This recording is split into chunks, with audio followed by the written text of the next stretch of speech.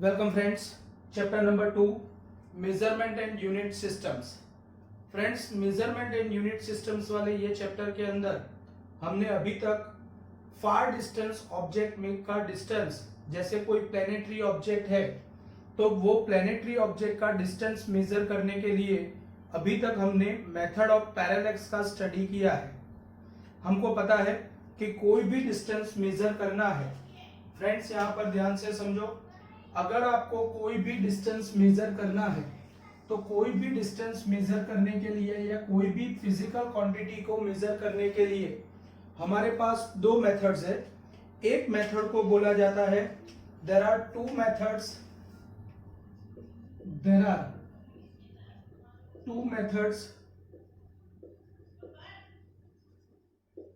To measure any physical quantity. कोई भी physical quantity को अगर मेजर करना है तो हमारे पास फ्रेंड्स दो मेथड्स है। एक मेथड का नाम है direct method,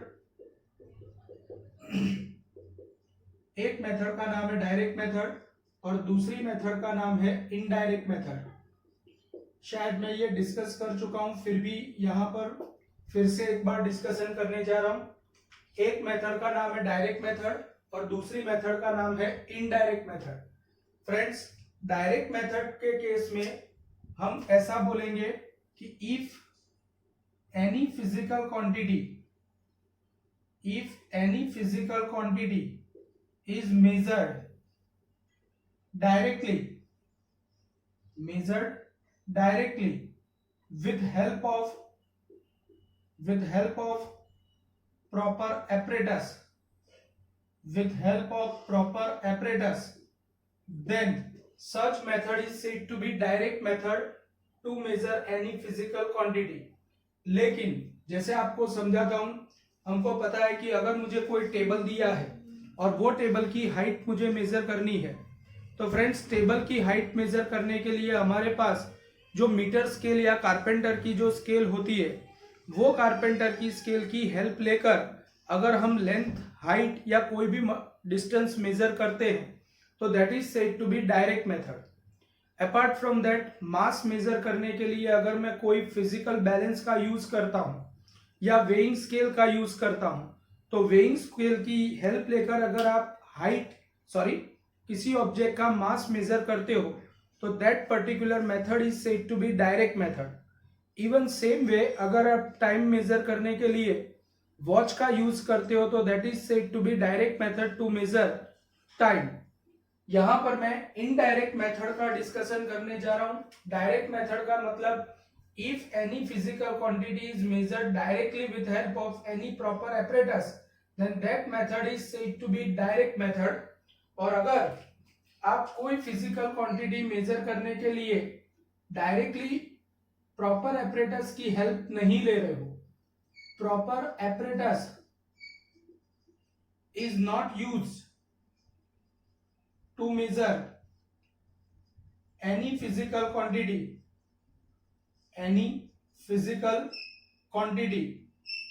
then that particular method is said to be indirect method। Direct method तो हम बहुत सारी यूज कर चुके हैं, अभी हम इनडायरेक्ट मेथड के ऊपर कंसंट्रेट करेंगे।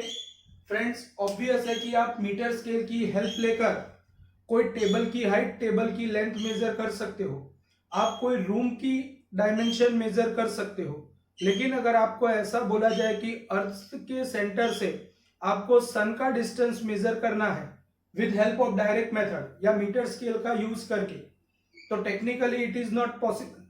तो ऐसे केस में हमको यहाँ पर कुछ अलग मेथड्स यूज करने पड़ते हैं और कुछ अलग मेथड्स को बोला जाता है इनडायरेक्ट मेथड। हमने ये लेक्चर का थोड़ा सा पार्ट देख लिया है, फिर भी यहाँ पर मैं थोड़ा सा रिपीटेशन करूंगा। हमको यहाँ पर ऑब्वियस है कि चैप्टर का नाम ही है मेजरमेंट एंड यूनिट सिस्टम्स। यहाँ पर हम फिजिकल क्वांटिटीज का मेजरमेंट करने वाले हैं और उसमें भी तीन fundamental physical quantities like distance, mass और टाइम का मेजरमेंट हम इनडायरेक्ट और डायरेक्ट मेथड से कैसे करते हैं वो मैं यहाँ पर डिस्कस करने जा रहा हूं। तो फिर से एक बार, indirect methods to find indirect methods to find distance, or you can say that length. हमको यहाँ पर डिस्टेंस या लेंथ जैसी फिजिकल क्वांटिटीज को इनडायरेक्ट मेथड से मेजर करना है, जिसमें पहली मेथड हम डिस्कस करने जा रहे हैं, और वो पहली मेथड का नाम है method of parallax. Friends, method of parallax कैसे है यहां पर हम डिस्कस करते हैं। Mind well, method of parallax is very useful to find distance of any planetary object from Earth। हमारी अर्थ से हमको कोई भी प्लेनेटरी ऑब्जेक्ट है, कोई भी स्पेस में रहने वाला ऑब्जेक्ट है, लाइक कोई भी स्टार है या कोई प्लेनेट है या कोई मून है, कोई भी प्लेनेट का मून है, तो हम उसका डिस्टेंस अर्थ से मेजर कर सकते हैं। और वो कैसे मेजर किया जाता है फ्रेंड्स, यहां पर ध्यान से समझो। जैसे कंसीडर करो कि ये हमारी अर्थ है, और ये कंसीडर करो कि कोई प्लेनेटरी ऑब्जेक्ट है जिसका डिस्टेंस मुझे सेंटर ऑफ अर्थ से मेजर करना है। फिर से मेरे वर्ड यहां पर ध्यान से समझो। ये हमारी अर्थ है और ये कोई प्लेनेटरी ऑब्जेक्ट है। ये प्लेनेटरी ऑब्जेक्ट का डिस्टेंस मुझे अर्थ के सेंटर से मेजर करना है। फ्रेंड्स, अगर मुझे अर्थ के सेंटर से ये डिस्टेंस मेजर करना है, ये कोई प्लेनेटरी ऑब्जेक्ट मतलब स्टार है और ये अर्थ का सेंटर है, और ये डिस्टेंस कंसीडर करो कि कैपिटल डी जितना है, तो मुझे ये कैपिटल डी जितना डिस्टेंस मेजर करना है। अगर मुझे कैपिटल डी जितना डिस्टेंस मेजर करना है तो इसके लिए टेक्निकली क्या किया जाता है, तो सबसे पहले मैं यहां पर डिस्कस करूंगा मेथड ऑफ पैरेलैक्स में। मेथड ऑफ पैरेलैक्स किसके लिए यूजफुल है, हम सबको पता है। Method of parallax is used और useful to major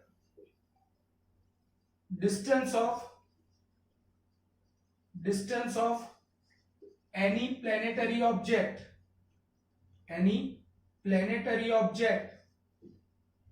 from center of Earth। Friends, it is not necessary कि सिर्फ मेथड ऑफ पैरेलैक्स की हेल्प लेकर आप किसी प्लेनेटरी ऑब्जेक्ट का ही डिस्टेंस मेजर कर सकते हो, ऐसा जरूरी नहीं है। मेथड ऑफ पैरेलैक्स का यूज करके आप अर्थ पे खड़े जमीन पे खड़े अगर कोई हाइट वाली बिल्डिंग है, बहुत ही हाइटेड मल्टी स्टोरेड बिल्डिंग है, तो ये मल्टी स्टोरेड बिल्डिंग की हाइट भी आप मेथड ऑफ पैरेलैक्स की हेल्प लेकर मेजर कर सकते हो। हमारे टेक्स्ट बुक में एक या दो इलस्ट्रेशंस ऐसे दिए हुए हैं कि जिसके अंदर आपको ये मेथड की हेल्प लेकर वहां पर एक बिल्डिंग की हाइट डिसाइड करनी है। कहने का मतलब इतना है, method of parallax is very useful to find out distance of any far distance object. अगर ऑब्जेक्ट हमसे काफी दूर है तो ऐसे केस में आप वो ऑब्जेक्ट का डिस्टेंस एज वेल एज वो डिस्टेंस का डायमेंशन, मतलब उसकी हाइट कितनी है, उसकी विड्थ कितनी है, उसकी ब्रेड्थ कितनी है, वो अगर आपको मेजर करना है तो आप मेथड ऑफ पैरेलैक्स की हेल्प लेकर फाइंड कर सकते हो। लेकिन उसके लिए आपको प्रॉपर मैथमेटिकल नॉलेज होना जरूरी है। तो फ्रेंड्स, यहां पर हमारी अर्थ के सेंटर से कोई स्टार का मुझे डिस्टेंस मेजर करना है with help of method of parallax. Friends, method of parallax follow करने के लिए टेक्निकली क्या किया जाता है और टेक्स्ट बुक में क्या दिया जाता है, दोनों दिया गया है, दोनों एक्सप्लेन करता हूं। फ्रेंड्स, टेक्निकली यहां पर आपको बता दूं कि यहां पर ये स्टार का डिस्टेंस अर्थ के सेंटर से मेजर करने के लिए दो ऑब्जर्वर्स को सिलेक्ट किया जाता है और दोनों ऑब्जर्वर को अर्थ के डायमेट्रिकली ऑपोजिट पॉइंट पर भेज दिया जाता है। कंसीडर करो कि ए नाम का ऑब्जर्वर यहां पर खड़ा है और बी नाम का ऑब्जर्वर यहां पर खड़ा है सेम मोमेंट पर। ए नाम का ऑब्जर्वर यहां पर है और बी नाम का ऑब्जर्वर यहां पर है। ऐसे दो ऑब्जर्वर को अर्थ के डायमेट्रिकली ऑपोजिट पॉइंट पर भेज दिया गया है। अब ये दोनों ऑब्जर्वर क्या करेंगे, ध्यान से समझना। मैं यहां पर आपको टेक्निकली डिटेल में समझाता हूं। सबसे पहले तो कोई भी एक ऑब्जर्वर पहले तो टेलीस्कोप लेगा और टेलीस्कोप को होराइजन के लिए एग्जैक्टली हॉरिजॉन्टल सेट करेगा। टेलीस्कोप लेगा और टेलीस्कोप को एग्जैक्टली हॉरिजॉन्टल सेट करेगा। टेलीस्कोप लेगा और टेलीस्कोप को एग्जैक्टली हॉरिजॉन्टल सेट करेगा होराइजन के लिए। उसके बाद आसमान में उसको स्टार दिख रहा है तो वो टेलीस्कोप के एंगल को चेंज करके स्टार को ऑब्जर्व करेगा। टेलीस्कोप के एंगल को चेंज करके स्टार को ऑब्जर्व करेगा। इसका मतलब यह हुआ कि टेलीस्कोप पहले हॉरिजॉन्टल था और स्टार को देखने के लिए ये टेलीस्कोप को थोड़ा सा इंक्लाइन किया गया। इसका मतलब हॉरिजॉन्टल की रिस्पेक्ट में टेलीस्कोप ने जो एंगल बनाया वो एंगल θ1 है। सपोज समझ सकते हो आप, ये एंगल अगर θ1 है तो S के साथ बनाया हुआ ये एंगल भी θ1 बनेगा, because these two angles are alternate angles. क्योंकि ये एक पैरेलल लाइन, ये दो पैरेलल लाइन है ग्रीन कलर की और ये इंटरसेक्टिंग लाइन है, इसलिए ये एंगल θ1 होगा तो ये भी θ1 होगा। सेम प्रोसीजर बी ऑब्जर्वर करेगा। बी ऑब्जर्वर पहले तो होराइजन के लिए अपने टेलीस्कोप को अरेंज करेगा और बाद में वो ये स्टार को ऑब्जर्व करेगा। इसका मतलब ये हुआ कि यहां पर टेलीस्कोप ने बनाया हुआ एंगल θ2 है तो यहां पर ये एंगल θ2 होगा। इन शॉर्ट यहां पर मैं अब ऐसा मेंशन कर सकता हूं कि angle subtended bye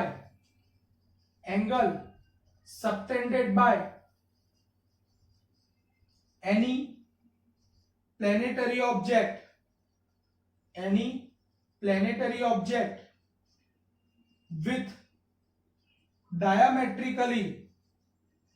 with diametrically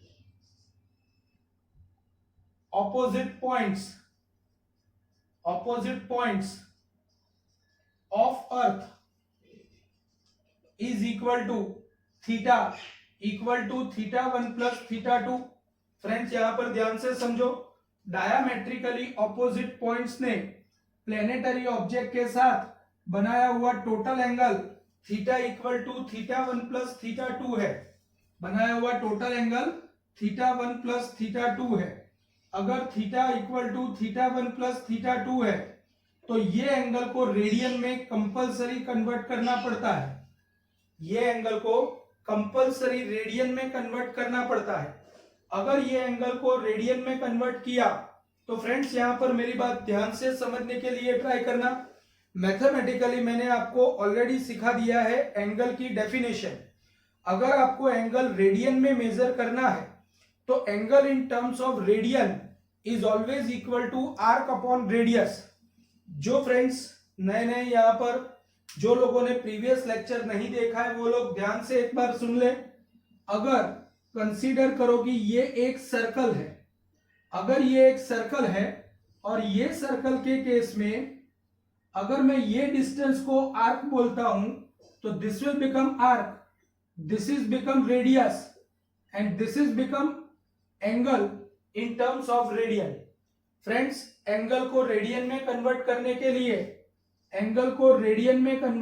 के लिए डिग्री में दिए हुए एंगल को पाई अपॉन 180 से मल्टीप्लाई करना पड़ता है। जैसे एंगल अगर थीटा की वैल्यू अगर मुझे 90 डिग्री दी गई है तो 90 degree is equivalent to 90 into pi upon 180। Degree को पाई अपॉन 180 से मल्टीप्लाई करने पर जो आंसर मिलेगा वो एंगल आंसर रेडियन में होता है। इन शॉर्ट किसी भी एंगल को डिग्री में से रेडियन में कन्वर्ट करने के लिए कंपलसरी पाई अपॉन 180 से मल्टीप्लाई करना पड़ता है। अब फ्रेंड्स यहां पर मेरी बात ध्यान से समझो, यहां पर मैं डिस्कशन करने जा रहा हूं, सब लोग ध्यान से समझना। यहां पर हम angle equal to arc upon radius, ये बात याद रखना, क्योंकि ये जब हम थियोरिटिकल पार्ट पढ़ेंगे इवन 11th स्टैंडर्ड या 12th स्टैंडर्ड में, तब हमको इसकी जरूरत पड़ने वाली है। Angle in terms of radian must be equal to arc upon radius. Angle in terms of radian must be equal to arc upon radius. तो ये फॉर्मूला का यूज करके देखो फ्रेंड्स, यहां पर उसकी जरूरत कैसे पड़ेगी, मेरी बात समझो। अगर मैं यहां पर अर्थ के डायमेट्रिकली ऑपोजिट पॉइंट और ये प्लेनेट, ऑब्वियस है कि ये डिस्टेंस कैपिटल डी है। अगर मैं कैपिटल डी जितने डिस्टेंस को, इसको सेंटर कंसीडर करके एक बहुत ही बड़ा सर्कल क्रिएट करता हूं, तो ये सर्कल के लिए ये जो डिस्टेंस होगा, ऑब्वियस है कि ये जो डिस्टेंस होगा वो आर्क बनेगा, ये एंगल बनेगा और ये रेडियस बनेगी। अगर किसी को समझ में नहीं आए तो मेरे से फोन करके ये बात पूछ सकते हैं। वैसे मैंने डिसाइड किया हुआ है कि एवरी सैटरडे में हर एक स्टूडेंट के घर पर जाऊंगा, सब अपना अपना एड्रेस मुझे फिर से एक बार व्हाट्सएप करेंगे अपने ग्रुप के अंदर। फिर से बेटा मेरी बात यहां पर सब लोग ध्यान से समझो। अगर ये अर्थ है और ये अर्थ के डायमेट्रिकली ऑपोजिट पॉइंट्स है, तो इसका मतलब ये हुआ कि ये रेडियस बनेगी, ये एंगल बनेगा और ये आर्क बनेगी। तो इसका मतलब ये हुआ कि अगर diameter of earth small D है, अगर diameter of earth small D है, तो इसका मतलब ये हुआ कि diameter of earth is equal to small D and distance of planetary object, यहां पर आप देख सकते हो कि distance of planetary object capital D है। तो अल्टीमेटली यहां पर theta in terms of radian, compulsory theta radian में होना जरूरी है। Angle equal to arc upon radius, तो इसका मतलब ये हुआ कि theta in terms of radian is equal to arc upon radius. तो यहां पर arc is equal to small D and radius is equal to capital D. तो यहां पर आप distance of planetary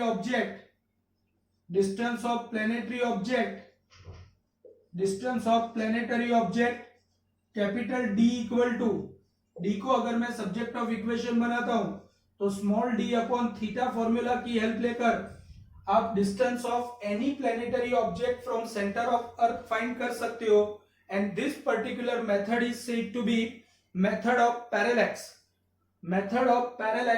to obtain distance of any far distance object. Friends, मैंने अभी बताया कि आप मेथड ऑफ पैरेलैक्स की हेल्प लेकर, ऐसा जरूरी नहीं है कि सिर्फ अर्थ के सेंटर से किसी ऑब्जेक्ट का डिस्टेंस ही मेजर कर सकते हो। इसके अलावा भी आप अर्थ पर बैठे बैठे कोई प्लेनेटरी ऑब्जेक्ट है, जैसे जुपिटर है, जैसे मून है, अर्थ का मून भी ले सकते हो, या जुपिटर का मून जैसे आईओ है, इवन सैटर्न का जो मून है, इवन प्लेनेटरी ऑब्जेक्ट, कोई स्टार, कोई किसी का भी डायामीटर मेजर करना है तो मेजर कर सकते हो मेथड ऑफ पैरेलैक्स की हेल्प लेकर। कैसे, देखो यहां पर ध्यान से समझो। We can say that we can obtain with help of method of parallax we can obtain, or one can obtain dimension of any planet। ध्यान से समझना, with help of method of parallax one can obtain dimension of any planet। और कैसे किया जा सकता है, सब लोग यहां पर ध्यान से समझना। कंसीडर करो कि ये हमारी अर्थ की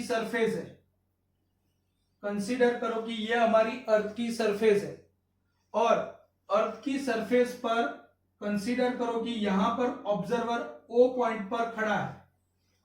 अगर ऑब्जर्वर ओ पॉइंट पर खड़ा है और उसको स्काई के अंदर मून दिख रहा है, स्काई के अंदर मून दिख रहा है, फुल मुंडे है, और यहां पर फुल मुंडे के दिन यहां पर स्काई के अंदर मून दिख रहा है।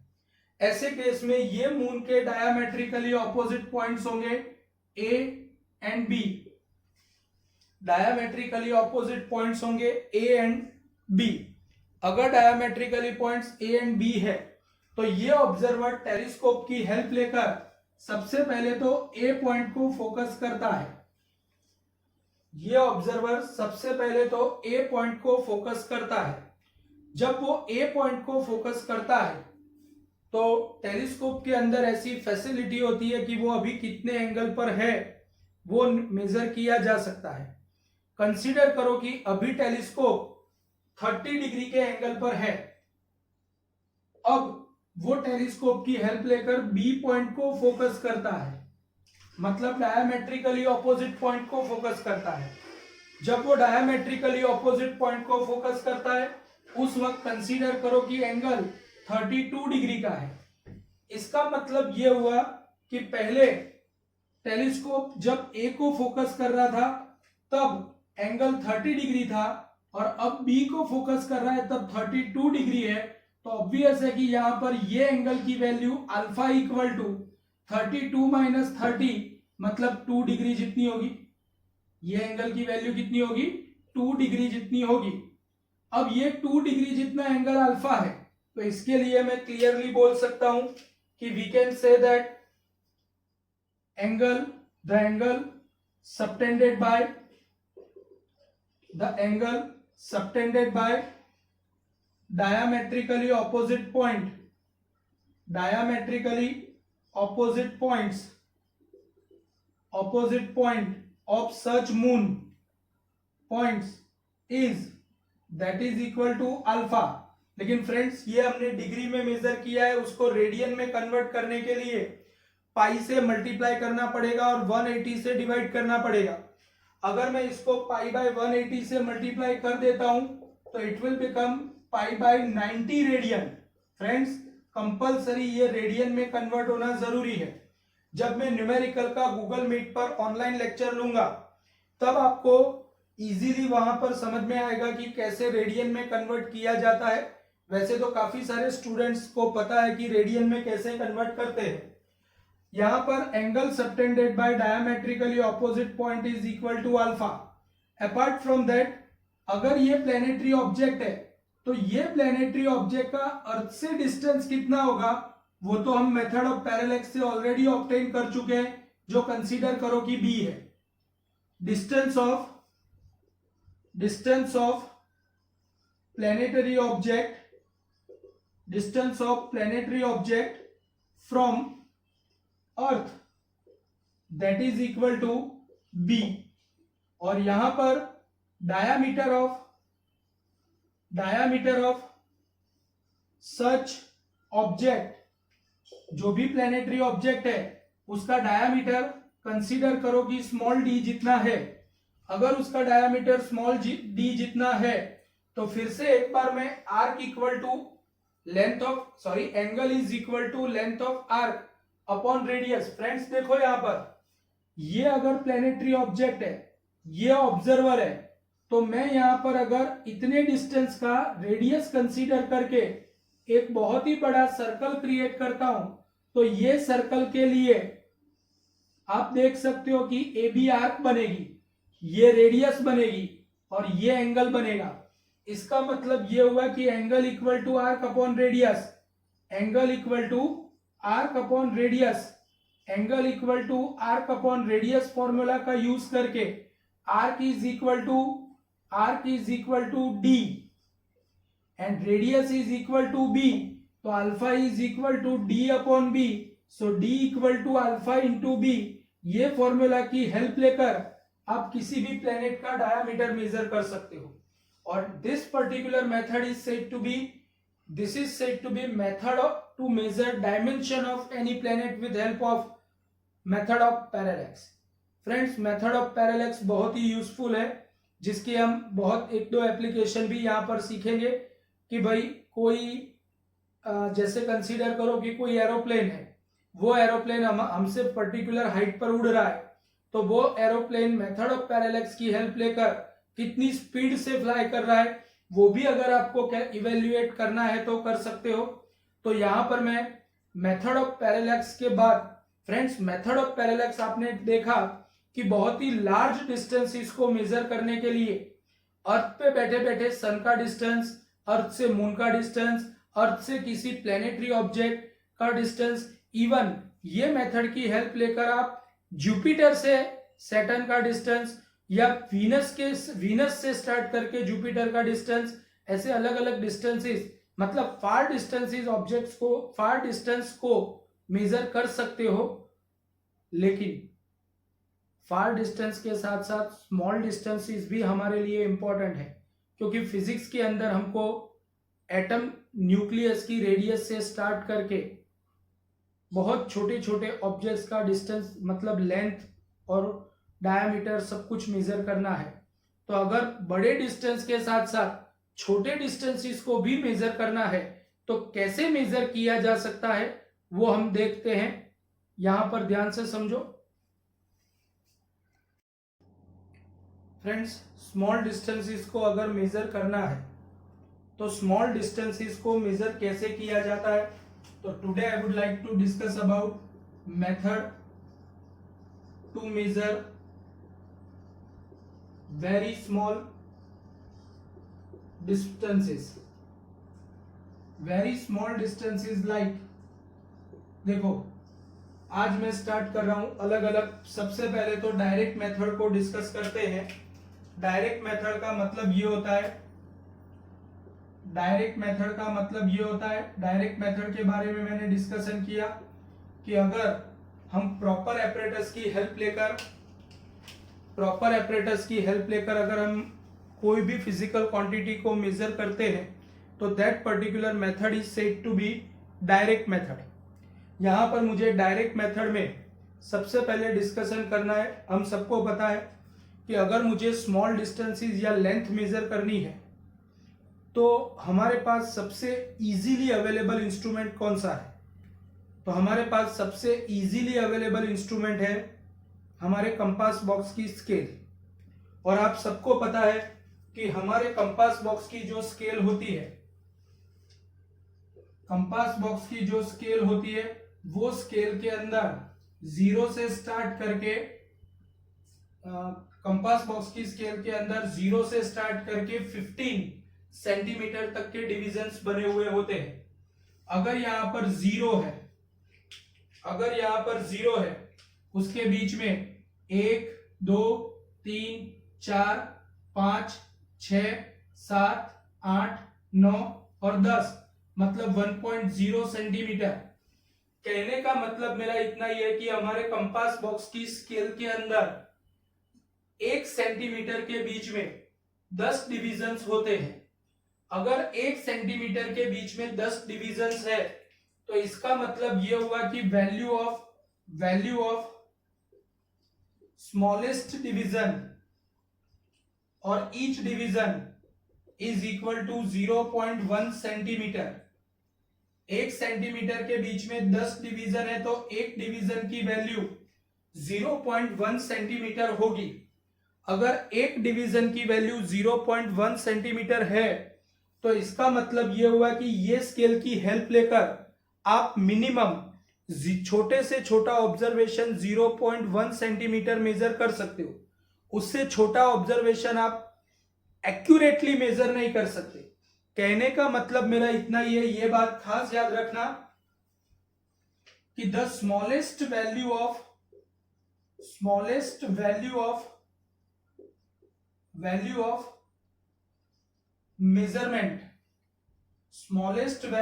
measurement can be taken by any instrument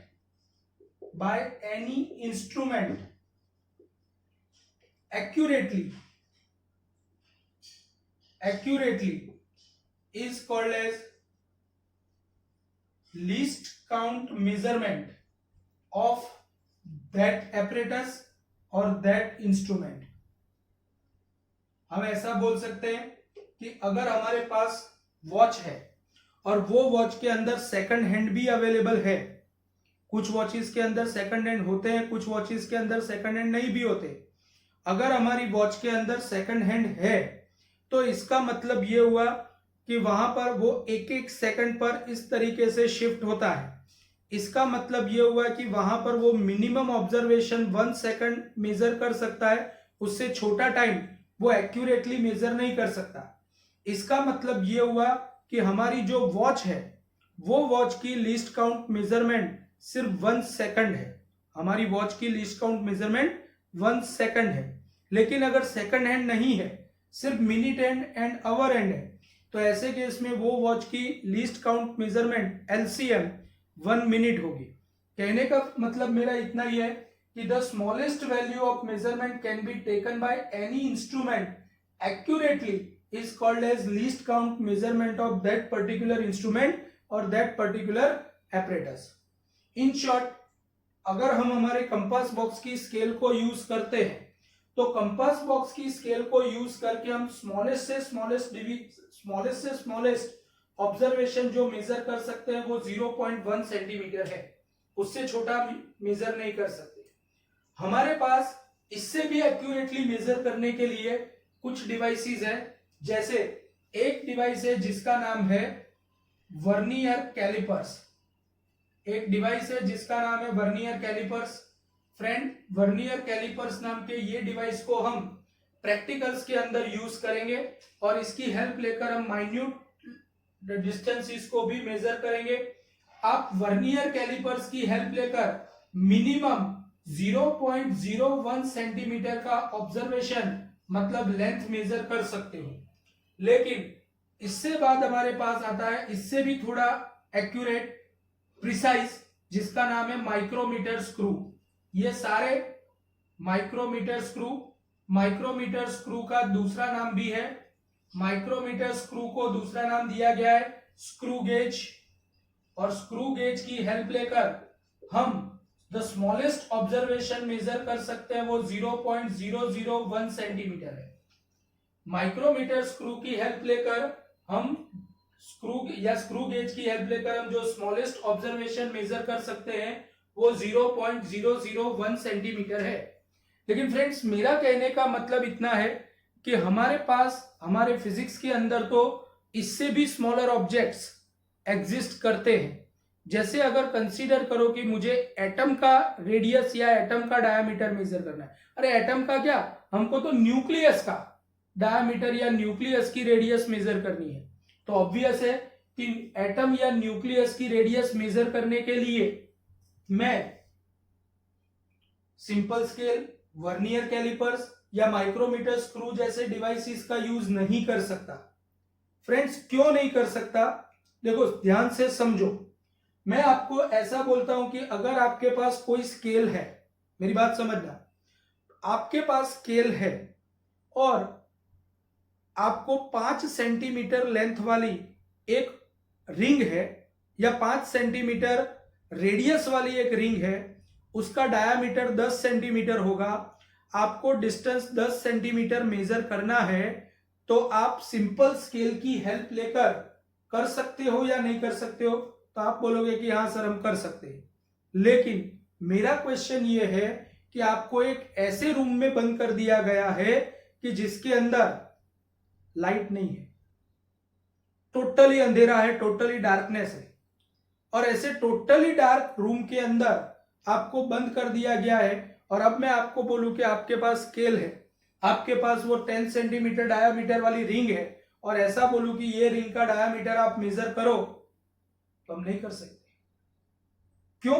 क्योंकि जब ये लाइट वो ऑब्जेक्ट के ऊपर इंसिडेंट होती है तो बाद में वो लाइट का रिफ्लेक्शन हमारी आंखों में आता है और तब हम उसका मेजरमेंट ले सकते हैं। इन शॉर्ट, हम वो ऑब्जेक्ट का डायामीटर मेजर करने के लिए हम विजिबल लाइट का यूज करते हैं।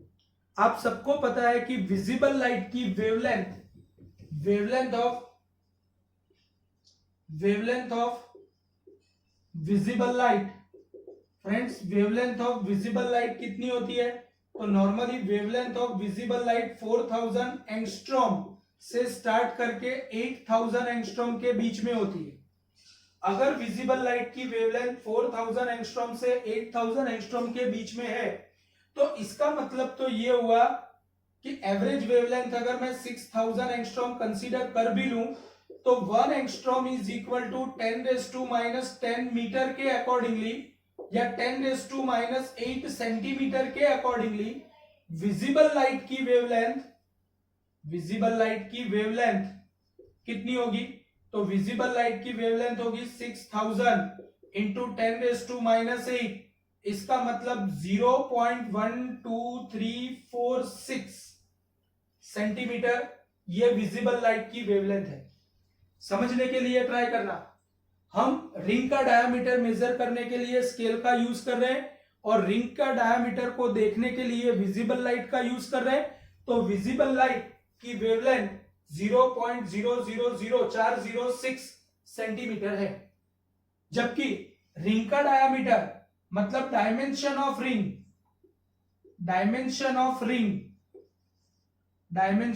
कितना है? 10 सेंटीमीटर है। डायमेंशन ऑफ रिंग कितना है? 10 सेंटीमीटर है।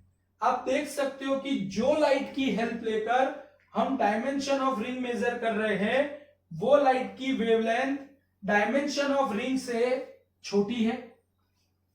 Wavelength of light dimension of ring से छोटी है। अगर wavelength of light dimension of ring से छोटी है, बेटा खास याद रखो कि जो ऑब्जेक्ट को जो लाइट की हेल्प लेकर आप देखना चाहते हो,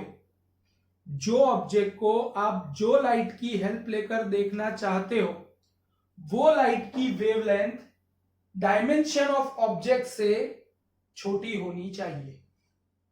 लाइट की वेवलेंथ डायमेंशन ऑफ ऑब्जेक्ट से छोटी होनी चाहिए। फिर से मेरे वर्ड सुनो, wavelength of light dimension of any object से छोटी होनी चाहिए। एक्चुअली एयर के जो मोलिक्यूल्स है उसका डायमीटर या उसका डायमेंशन 10⁻10 मीटर है। 10⁻10 मीटर मतलब इट इज 0.123456789 8 रखते हैं तो 1 सेंटीमीटर में है। आप देख सकते हो कि wavelength of light, visible light की वेवलेंथ की कंपैरिजन में एटम या मॉलिक्यूल का डायमेंशन बहुत बड़ा है। Sorry, my mistake. Wavelength of light की कंपैरिजन में डायमेंशन ऑफ एनी एटम या मॉलिक्यूल बहुत छोटा है, और इसीलिए हम विजिबल लाइट की हेल्प लेकर एयर के मॉलिक्यूल्स को इजीली नहीं देख सकते, क्योंकि किसी भी ऑब्जेक्ट को जो लाइट की हेल्प लेकर देखना है, वो लाइट की वेवलेंथ डायमेंशन ऑफ ऑब्जेक्ट से छोटी होनी जरूरी है।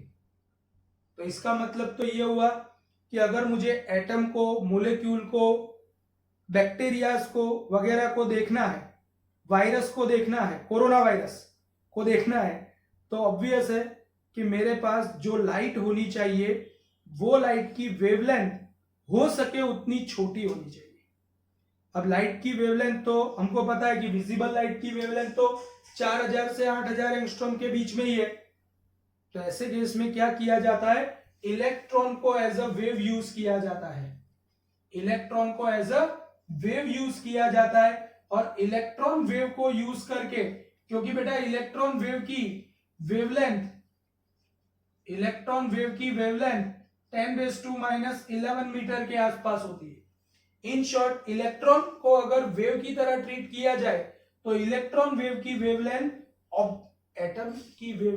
एटम की साइज से छोटी है, और इसीलिए इलेक्ट्रॉन माइक्रोस्कोप, जिसमें electron as a wave behave करता है, electron one kind of light की तरह बिहेव करता है, ऐसे इलेक्ट्रॉन बीम का यूज करके वहां पर ऑब्जेक्ट को ऑब्जर्व किया जाता है। So this is the method to discuss about. अगर इसी तरीके से हमको किसी एटम का डायामीटर मेजर करना है, तो हमारी टेक्स्ट बुक के अंदर एनसीईआरटी की बुक में एक मेथड दी हुई है जिसको बोला जाता है ऑलिक एसिड मेथड, और नेक्स्ट वीडियो में हम ओलिक एसिड मेथड का डिटेल में स्टडी करेंगे। Thank you very much.